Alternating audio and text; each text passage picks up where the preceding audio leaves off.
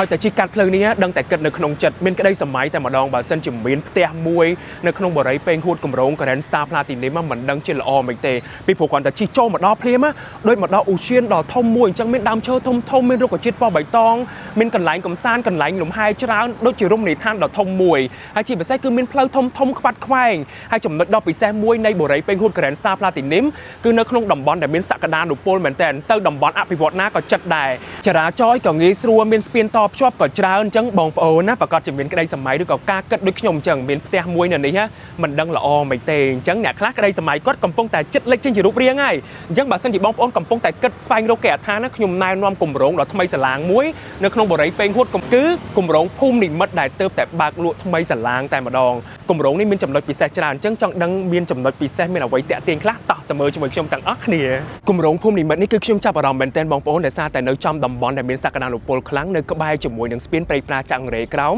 ដែលជាស្ពានឆ្លងកាត់ទន្លេបាសាក់ថ្មីហើយថ្ងៃនេះគឺមកចំថ្ងៃល្អមែនទែនដោយសារតែជាថ្ងៃដំបូងនៃការបើកលក់ជាផ្លូវការនៃគម្រោងភូមិនិមិត្តរបស់បរិយាពេញហួត The Grand Star Platinum ហើយមកដល់ភ្លាមខ្ញុំពិតជាភ្ញាក់ផ្អើលមែនទែនគ្រាន់តែជាថ្ងៃបើកលក់ជាផ្លូវការក៏ប៉ុន្តែមានការរៀបចំបានល្អតែម្ដងអញ្ចឹងបងប្អូនដែលមានគម្រោងចង់ទិញគេហដ្ឋាននៅក្នុងបរិយាពេញហួតគឺជាឱកាសដ៏ល្អដោយសារតែគម្រោងភូមិនិមិត្តនេះគឺមានសក្តានុពលខ្លាំងតែម្ដងក្រៅពីមានទីតាំងភូមិសាស្ត្រល្អឥតខ្ចោះគឺមានប្រភេទម៉ូដផ្ទះស្អាតតែម្ដងហើយខ្ញុំណែនាំបងប្អូនមកសាកសួរព័ត៌មានបន្ថែមនៅក្នុងថ្ងៃបើកលក់ជាផ្លូវការនេះតែម្ដងដោយសារតែជាឱកាសល្អយើងអាចពិភាក្សាបន្ថែមឬក៏បងប្អូនមានចម្ងល់ផ្សេងអាចសាកសួរទៅកាន់ក្រុមការងារឬក៏ផ្នែកលក់ហើយការបើកលក់ជាផ្លូវការនេះគឺមានចំនួន3ថ្ងៃពេញគឺនៅថ្ងៃទី5ទី6ទី7ខែមិថុនាឆ្នាំ2026នេះឥឡូវខ្ញុំនាំបងប្អូនមកមើលខាងក្នុងបន្ថែមទៀតណា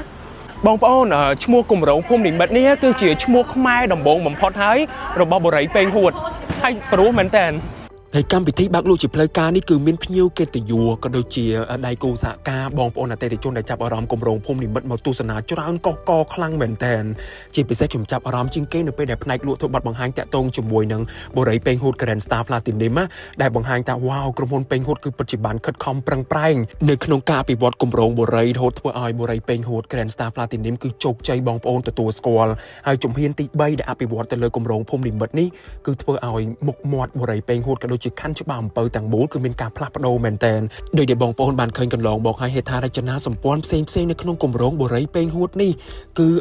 ពិតជាប្លែកតាក់ទាញខ្លាំងហើយភូមិនិមិត្តក៏ដូចគ្នាក្រៅពីកសាងគេហដ្ឋានដែលមានរចនាបថប្រភេទផ្ទះច្រើនក្រៅពីនោះហេដ្ឋារចនាសម្ព័ន្ធផ្សេងទៀតគឺពិតជាតាក់ទាញខ្លាំងតែម្ដងស្របពេលដែលទីតាំងនឹងគឺមានសក្តានុពលខ្លាំងនៅក្បែរជាមួយនឹងស្ពានព្រៃប្រាចាក់រេក្រោមដែលតភ្ជាប់ទៅកាន់តំបន់60ម៉ែត្រពីយន្តហោះដៃជោជាដើមអញ្ចឹងបងប្អូនអតិថិជនថ្ងៃនេះគឺគាត់ចាប់អារម្មណ៍មែនតើពីគម្រោងថ្មីរបស់បរិយាពេញហួតគឺគម្រោងភូមិនិមិត្ត